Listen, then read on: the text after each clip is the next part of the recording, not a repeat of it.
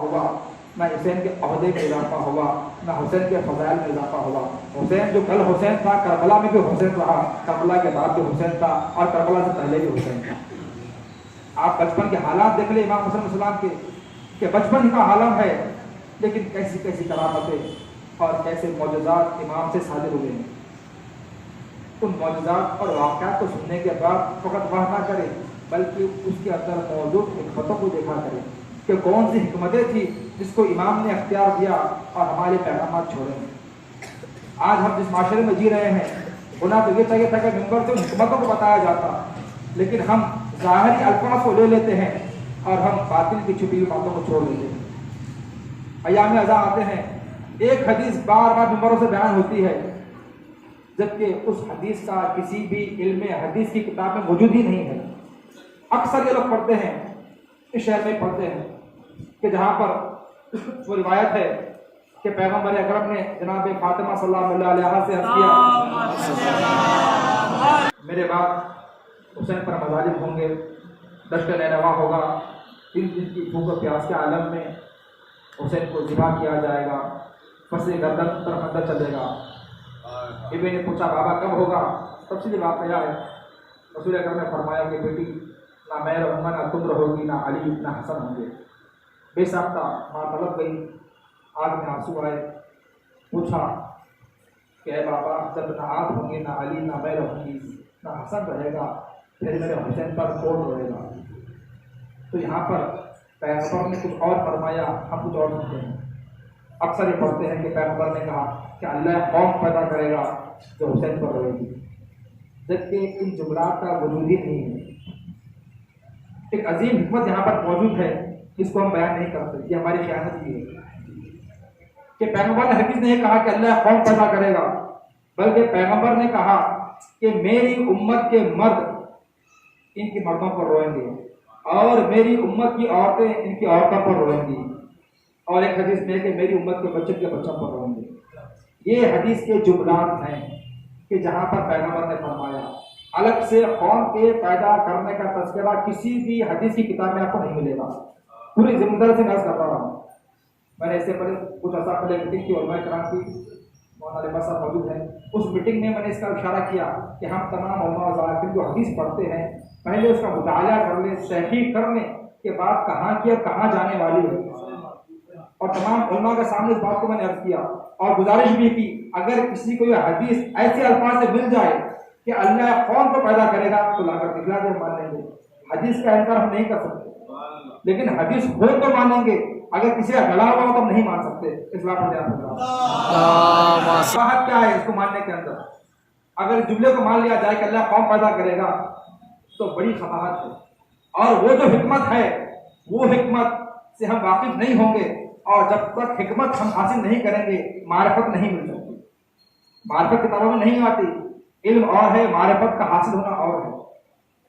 تو معرفت چاہیے تو ان حکمتوں کو تلاشنا ہوگا جو حکمت پوشیدہ ہیں، کہ پیغمبر نے کیوں فرمایا کہ ایک میری امت کو فرق نہیں کرے گا، بلکہ میری امت کے مرد ان کے مردوں پر روئیں گے، میری امت کی عورتیں ان کی عورتوں پر روئیں گی۔ دیکھیں، حدیث کو حدیث سے ملانا ہوگا، تب جا کر حدیث سمجھ میں آئے گی۔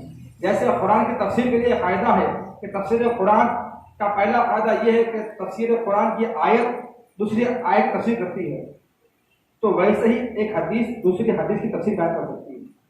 تو کئی مقامات پیغمبر نے فرمایا کہ فمن رغب عن سنتی فلیس منی، کہ جو کوئی بھی میری سنت سے منہ موڑ لے وہ میری امت سے نہیں ہے۔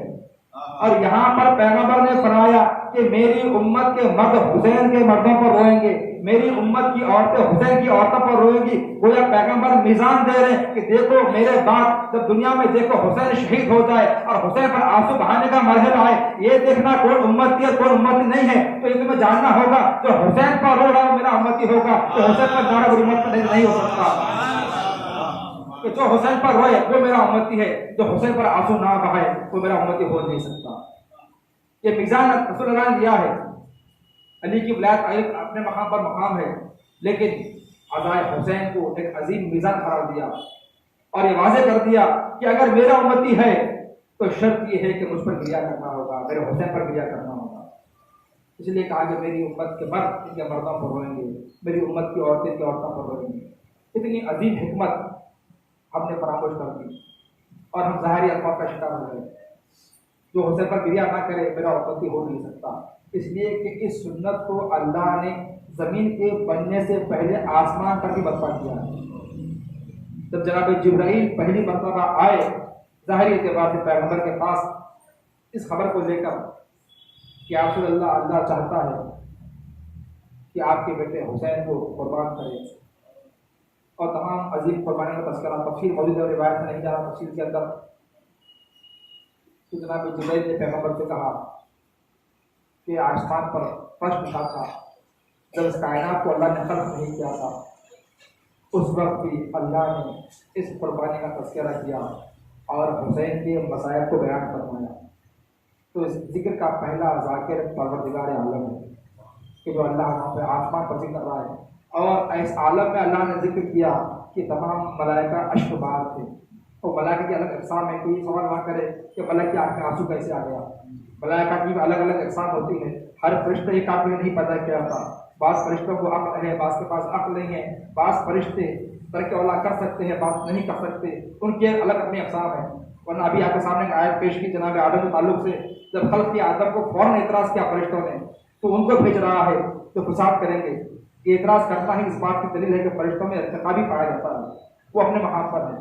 تو یہاں پر فرشتوں نے گریا کیا اور جب خبر سنی پیغمبر اکرم نے تو خود پیغمبر کی آنکھوں سے آنسو جاری ہو گئے.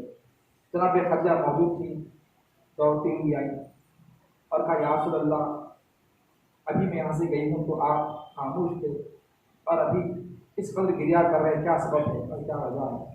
فرمایا خدیجہ، ابھی جبرائیل آئے تھے اور آنے کے بعد خبر دی کہ میرا بیٹا حسین شہید کر دیا جائے گا، اور تمام خبر سے بیوی کو واقف کروایا. اس قدر عظیم ذکر ہے کہ کائنات خلق نہیں کی گئی، لیکن حسین کا ذکر پہلے سے کیا جا رہا ہے. اس سے عظیم کوئی ذکر ہو ہی نہیں سکتا. تو آپ کی ہماری ذمہ داری ہے کہ ہم اس عظیم ذکر کا خیال رکھیں. میں نے 2 روز کی تاکید کی، آپ کسی اور نہیں تاکید کر رہا ہوں. تو تاکید اس لیے کرنی پڑ رہی ہے کہ ہمارا معاشرہ اس زوال پذیر طریقے پر آ چکا ہے کہ ایسا معلوم ہوتا ہے کہ اب واپسی ممکن نہیں ہے. اس فرش عزا پر آنے کے بعد سب کچھ بھول جائیں اور یہ یاد رکھیں کہ ہم حسین کے چاہنے والے ہیں اور اب حسین کے. ہمارے بازو میں جو بھائی بیٹھا ہے وہ بھی حسینی اور میں بھی حسینی ہوں. ورنہ آپ دیکھیں جب حسین نے مدینے سے قیام کیا تھا کتنے لوگ تھے جو حسین کے ساتھ میں آئے. کیا وجہ تھی کہ لوگ حسین کے ساتھ نہیں آئے؟ اس لیے کہ زبانی کلمات تھے کہ ہم رسول کے چاہنے والے ہیں، رسول کے ماننے والے ہیں، اہل بیت کے چاہنے والے ہیں. لیکن جب ساتھ دینے کی بات آئی تو سب خاموش ہو گئے اور کسی نے حسین کا ساتھ نہ دیا. حسین نے مدینہ چھوڑا، کربلا کا رخ کیا. کوفے کے حالات سے واقف ہے، تفصیل میں نہیں جانا. ایک لمحے کے لیے سوچیں، کیا اس شہر میں آزادار یہ شہید شدہ علیہ السلام کو ہماری ضرورت ہے یا نہیں ہے؟ ایک لمحے کے لیے بولنے کے لیے باتیں اچھی لگتی ہیں، بے شک کچھ حقیقت بھی ہے کہ وارث اعضا وہی اعضا کو بچائے گا، ہم اعضا نہیں بتا سکتے. لیکن ہمارے اوپر کچھ ذمہ داریاں بنتی ہیں یا نہیں بنتی کہ جہاں جہاں بھی ہمارے شہر کے اندر ہمارے مقامات ہوں یا ہم سے منسوخ جگہیں ہوں، اگر اس کی پامالی ہو رہی ہے، اس کی بے احترامی ہو رہی ہے، یہ ہماری ذمہ داری بنتی ہے کہ ہم آواز اٹھائیں، ہم ایک ہو جائیں، ہم آگے بڑھیں. اگر ہمارے درمیان کہیں اختلاف ہوتا ہے کہ ہم سب کی ذمہ داری بنتی ہے کہ اختلاف کو دور کریں، ہمیں اختلاف پیدا نہ ہونے پائے. اور اختلاف ہو تو نظریات کا اختلاف ہو، جیسا اختلاف سلمان و ابوذر میں پایا جاتا. اور کتنا عجیب اختلاف تھا سلمان و ابوذر کے درمیان میں، لیکن کیا اس اختلاف سے دونوں میں جھگڑا ہو گیا؟ ہرگز نہیں. تو خود پیغمبر فرماتے ہیں کہ اگر سلمان کو یہ پتہ چل جائے کہ ابوذر ہمارے تعلق سے کیا سوچتا ہے تو مجھے ڈر ہے، خطرہ ہے کہ سلمان خطر نہ کر دے ابوذر سے. اور یہی چیز ابوذر کے لیے فرمائی کہ اگر ابوذر کو معلوم ہو جائے کہ سلمان ہمارے مقام کے تعلق سے کیا سوچتے ہیں تو مجھے ڈر ہے کہ ابوذر سلمان کو ختم نہ کر دے، کیونکہ 90 درجے پر فائز تھے اور سلمان 30 درجے پر فائز تھے. کتنا عظیم اختلاف تھا، لیکن اس اختلاف کے باوجود بھی دونوں اصحاب باوفا، دونوں کا ایک عظیم مقام جلیل القدر صحابی اہل بیت علیہ السلام. ہم تصور نہیں کر سکتے کہ حبیب نے مظاہر امام کے ناصروں میں سے تھے، ایک عظیم شخصیت. ہم کتنا جانتے ہیں جناب حبیب کے بارے میں. یہ افسوس کی بات ہے کہ ہمارے